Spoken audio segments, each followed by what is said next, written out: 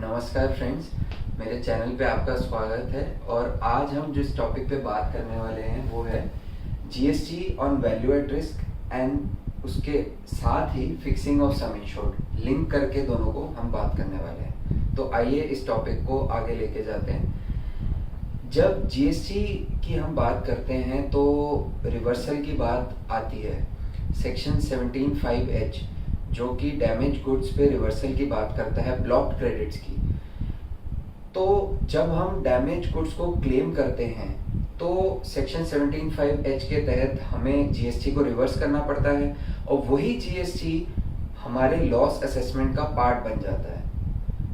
जब वो जीएसटी हमारी लॉस असेसमेंट का पार्ट बन जाता है तो वही जीएसटी हमें वैल्यू एट रिस्क में भी ऐड करना पड़ जाता है। यानी कि लॉस असेसमेंट में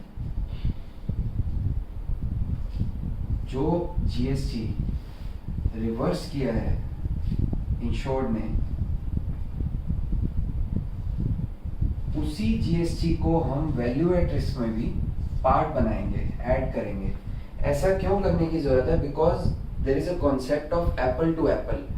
जैसा व्यवहार हम लॉस असेसमेंट के साथ कर रहे हैं वैसा ही व्यवहार हमें वैल्यू एट रिस्क के साथ करना पड़ेगा। अगर हम सिंपल टर्म्स में बोले तो इसके साथ हम सौतेला व्यवहार नहीं कर सकते वैल्यू एट रिस्क के साथ। जीएसटी जो हम असेसमेंट में ऐड कर रहे हैं वो ही हम असेसमेंट वैल्यू एट रिस्क में भी ऐड करेंगे। बट क्वेश्चन यहाँ ये उठता है कि जो डैमेज गुड्स की बात कर रहे हैं हम, तो सेफ गुड्स का क्या होना चाहिए? सेफ गुड्स का इसीलिए एडिशन दोनों में नहीं होना चाहिए क्योंकि जो सेक्शन 17(5)(h है हमारा, वो डैमेज गुड्स के ऊपर रिवर्सल की बात करता है। अब उसके पीछे कॉन्सेप्ट क्या है वो हम अपनी पिछली वीडियोस में भी देख चुके हैं ऑलरेडी। जब कोई गुड्स डैमेज हो जाता है तो वो आउटपुट के अगेंस्ट यूज नहीं हो सकता, यानी कि वो आउटपुट में यूज नहीं हो सकता, यानी कि वो बिजनेस में फर्दर नहीं हो सकता क्योंकि वो ऑलरेडी डैमेज हो चुका है। तो वो कैसे यूज होगा? तो उसका इनपुट हम अवेल नहीं कर सकते, तो वो हमें रिवर्स करना पड़ेगा। इसीलिए रिवर्सल के बाद वो हमारे जो लॉस असेसमेंट में भी और वैल्यू एट रिस्क में भी वो ऐड होगा। ये रिपरकशंस इसके मैंने आपको सीक्वेंशियल बताए हैं अभी। बट सेफ गुड्स के केस में क्या है, वो फर्दरेंस ऑफ बिजनेस के लिए यूज होगा आगे, उससे और गुड्स बनेंगी, जो रॉ मटेरियल है उससे फिनिश गुड्स बनेगा और आगे वो बिकेगा भी, मतलब कि सप्लाई होगी। तो उसका इनपुट रोकने का कोई कारण नहीं है। तो 17(5)(h सेफ गुड्स के बारे में, यानी कि इनका आपस में कोई लिंक नहीं है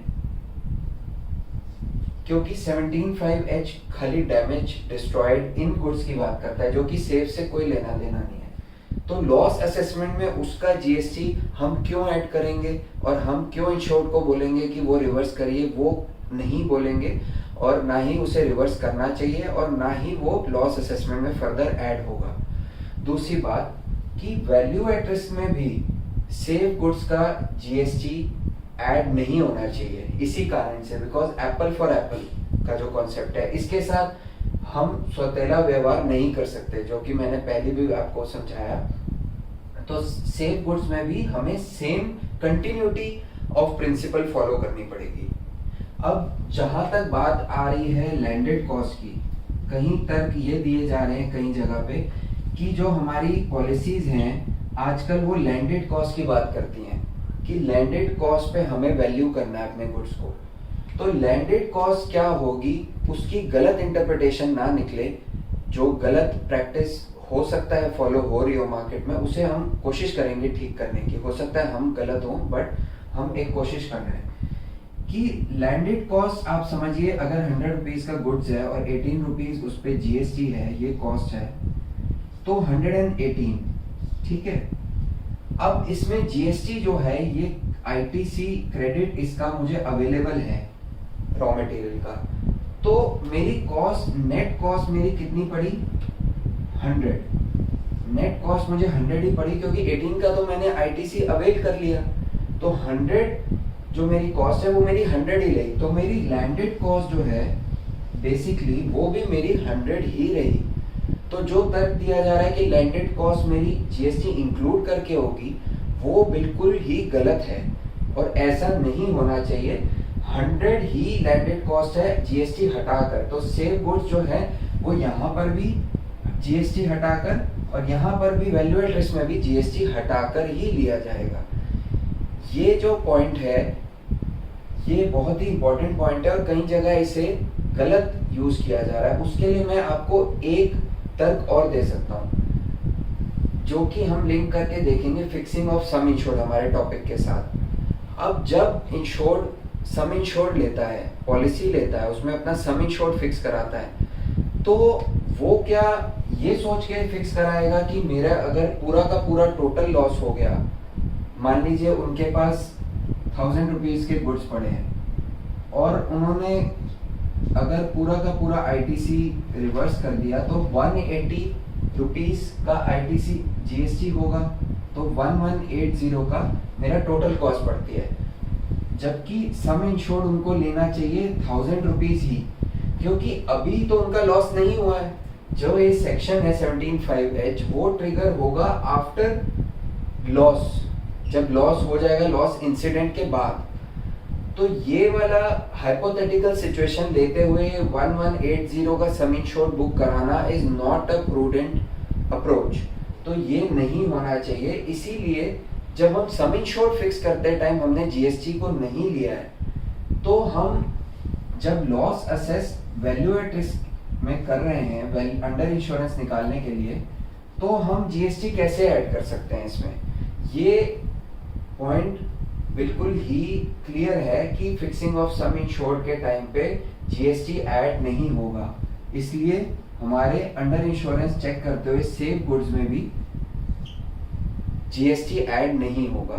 ये एक और पॉइंट, एडिशनल पॉइंट मैंने आपको बताया इसी पॉइंट को लेते हुए कि सेफ के ऊपर जीएसटी नहीं ऐड होगा। वैल्यू एट रिस्क में भी और लॉस में तो कोई सवाल ही नहीं उठता।